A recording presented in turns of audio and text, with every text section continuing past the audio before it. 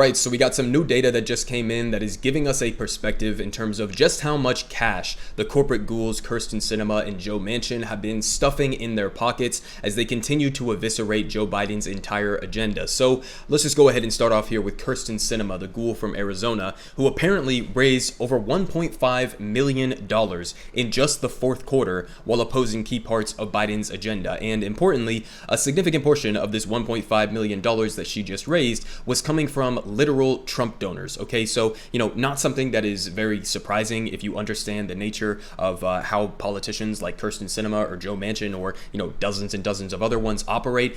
They're willing to take money from virtually anybody. Okay, they have basically no principles other than serving corporate America. And so if you are somebody who exists in corporate America, they are going to be amenable at the bare minimum to your interests. So let's just go ahead and get into some of the details. They say Senator Kyrsten Sinema's campaign raised over $1.5 million towards the end of 2021 as she opposed key elements of her own party's agenda, according to the FEC records. And they say the centrist lawmaker, still calling her a goddamn centrist, even though she is a far-right extremist relative to the American people, as they are about to describe here, but they say the centrist lawmaker raked in the campaign cash while she fought crucial parts of Joe Biden's agenda. Okay, again, already, we were told that President Joe Biden was supposedly the centrist president, so how does that make you a centrist as well if you are opposing basically the entirety of the centrist president's agenda? It doesn't really add up in my head, but maybe I'm crazy. They continue saying that she has objected to changing the Senate filibuster rule, which would enable Democrats to pass more legislation,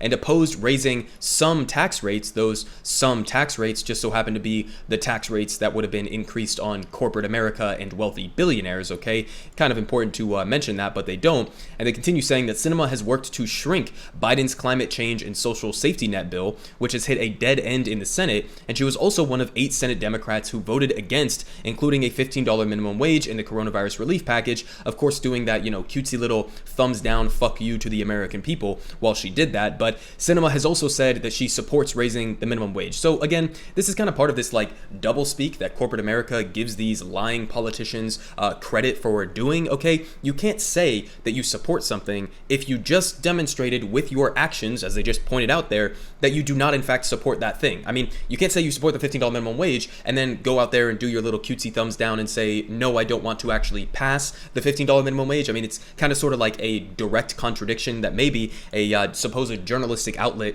would like to call out as the brazen lie that it actually is. I mean, this is the same exact rhetoric that we just saw demonstrated on voting rights legislation as well from Kyrsten Sinema, where she comes out and she gives this grandstanding speech where she says, yes, I support the John Lewis Voting Rights Act. Yes, I support the Freedom to Vote Act, and then turns around and says, but I don't really support, creating this very narrow filibuster carve out so that we can actually pass these bills. Okay, it's just a direct at surface level contradiction that for some reason people still repeat as if it's not, a brazen lie that she's putting out there. But now let's just get into some of the actual corruption and some of the reasons why she is behaving in this way. So they say Sinema's donors in the fourth quarter included wealthy investors who had supported ex-President Donald Trump. That's interesting because we are told repeatedly by corporate media and by corporate Democrats that it's actually progressives who are secretly doing this 5D chess maneuvering where whenever we criticize or try to run against corporate Democrats, we are the ones who are actually helping Republicans and we are the ones who are helping people like Donald Trump.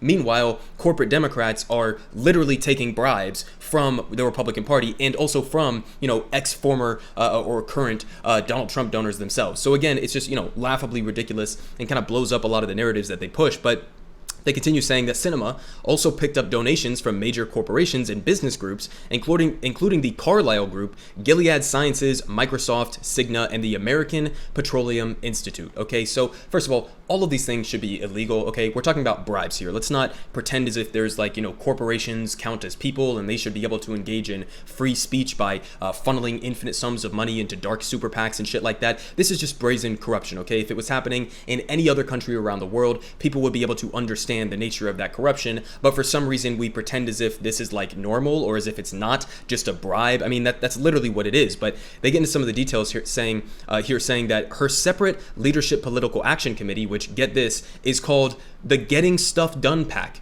Okay, Kyrsten Sinema created a super PAC for billionaires, Republican billionaires, to funnel money in for her to not act on getting things done, and she called the PAC the Getting Stuff Done PAC. I mean, it's like they're laughing in our face, okay? It's like this is an Onion article, okay? But unfortunately, it's not. It's real life. And they say that in this PAC, they've raised over $470,000 in the second half of 2021, FEC records show. And Peltz, who was a Donald Trump donor, donated another $5,000 in December to the committee. And George Roberts, the co-founder of investment juggernaut KKR and a prolific Republican donor, wrote a check for the same amount a month earlier. And they say that Democratic mega donors also flooded her PAC's account, including Jonathan Gray, the president of private equity giant Blackstone, as did other corporations. And the committee received $5,000 from Fox Corp, the PAC, the Political Action Committee for the Fox News parent company. Okay, and that donation came in October, and the Fox PAC is financed by Rupert Murdoch and his son Lachlan Murdoch. Okay, and the elder Murdoch contributed also $5,000 to the corporate committee in December. Okay, so she is literally getting donations, bribes essentially, from Donald Trump donors, from general Republican donors, from corporate Democratic donors, and literally from the Fox PAC, literally from the Murdochs. Okay, so this is just complete brazen corruption. If you had any doubt in your mind that these bullshit talking points about, oh, well, if you push Kyrsten Sinema and Joe Manchin too hard, they're going to join the Republican Party. They are in the Republican Party, as are many other corporate Democrats. I mean, there's no distinguishing factor here between how Kyrsten Sinema is operating and who is giving her these bribes, or same applies with Joe Manchin, as we're about to get into here. There's no functional difference between them calling themselves Democrats and acting like Republicans and just being Republicans, okay? There's no difference there whatsoever. But now we get into Joe Manchin, okay, who has been similarly on a very corrupt path and is almost somewhat more brazen and out in the open about his style of corruption, I guess. But we get into the details here from The Guardian. They say billionaire Republican backer donates to Manchin after he killed the Biden bill. So clearly getting rewarded for blocking all of these majorly popular pieces that were in the Build Back Better agenda. But they say a billionaire Republican donor and Trump supporter donated the maximum amount to Joe Manchin after the West Virginia Democrats sank Joe Biden's signature domestic spending plan, and the Build Back Better plan sought to boost healthcare and social care and to help combat the climate crisis at a price tag of $1.75 trillion. A price tag, by the way, which Joe Manchin himself set. Okay, because remember, we started at, the roughly $6 trillion number that Bernie Sanders was pushing. Then we went down to $3.5 trillion to try to appease Manchin. Then he said, that's not even enough in and of itself. I want $1.75 trillion. And then he backed off his own compromise. Okay, so he was never acting in good faith throughout this entire process. He was always lying from the beginning and never had any real intention of passing any of these massively popular policies. But they continue saying that the co-founder of Home Depot and author of a 2018 book called I Love Capitalism, !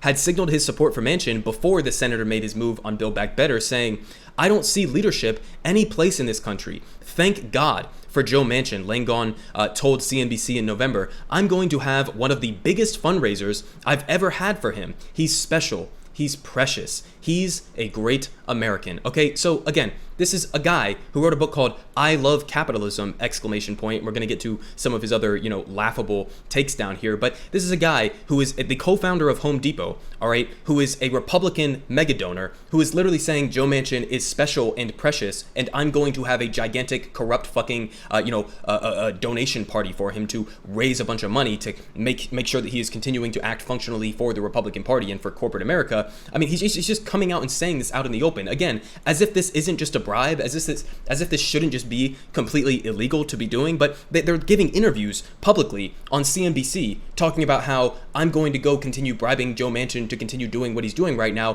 which is tanking legislation that is overwhelmingly supported by his own constituents, which I've showed this poll a million different times. But if you actually present people the policies that were within Build Back Better, and you say, the $3.5 trillion one, by the way, not the one that Joe Manchin whittled down to $1.75 trillion, but if you actually just tell people what's in the policies, how it's going to materially affect their lives, it was not even close. It was overwhelmingly supported by Joe Manchin's own constituents, even, almost a majority of Republicans, or literally a majority of Republicans, 56% to be exact, okay? And so it's plus 22, plus 33, plus 86, and a plus 43 on net overall for support for the $3.5 trillion bill. And you can get into the specifics, and you'll see even wider margins amongst a lot of these policies that were within the now completely dead Build Back Better Act, which Joe Manchin was just dancing on the grave of recently, he came out and said this, asked about Build Back Better. He said, "What Build Back Better, Bill? I don't know what you guys are talking about." I asked him if he had any talks on the matter since December. He said, no, it's dead. Okay, so he's literally dancing on the grave of Joe Biden's flagship social spending agenda after pretending for months and months and months to be negotiating in good faith. I mean, it's just completely fucking ridiculous.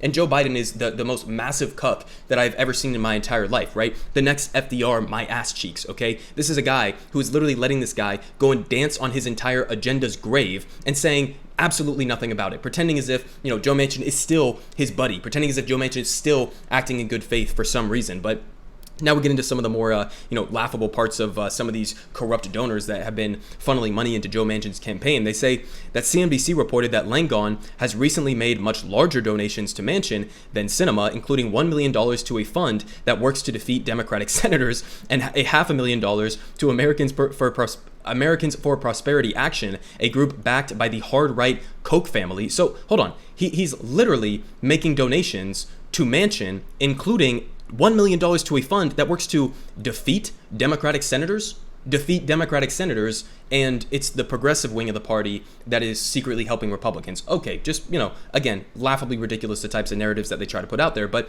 they continue saying that in his book, I Love Capitalism, again, Langone writes of his fear of socialism in the U.S., a fear stoked by the Vermont Senator Bernie Sanders' run for the Democratic presidential nomination in 2016. Terrifying man, Bernie Sanders, okay?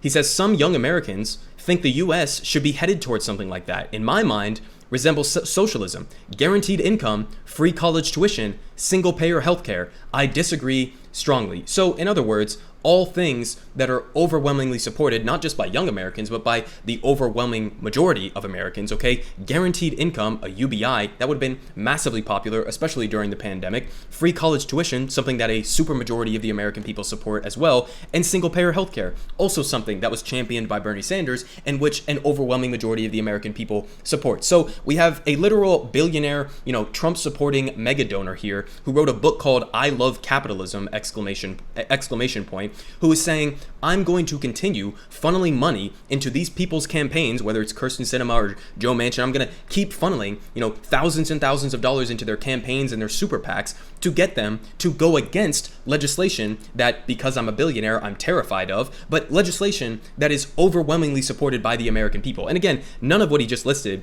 is socialism, okay? This is not what socialism means, right? We can get into that in a different conversation, but clearly he doesn't understand what any of that means. This is just like the very basics of having a social safety net in a functioning country, okay? This is like something that every other country in the entire developed world has in some form of another. Maybe not the guaranteed income part, but certainly, free higher education and some form of a single payer or universal healthcare system. So, at the end of the day, none of this is really that surprising. We all have known throughout this entire process just how corrupt Joe Manchin, Kirsten Sinema, many other Democrats actually are, but it's just laughably ridiculous to see all of these narratives collapse, right? That progressives are the ones who are hurting the Democratic Party and are helping Republicans. Meanwhile, Joe Manchin, Kirsten Sinema are taking bribes from Republican mega donors, Trump-supporting mega donors, and completely tanking the Democratic agenda. It's like we can never get a W here, okay?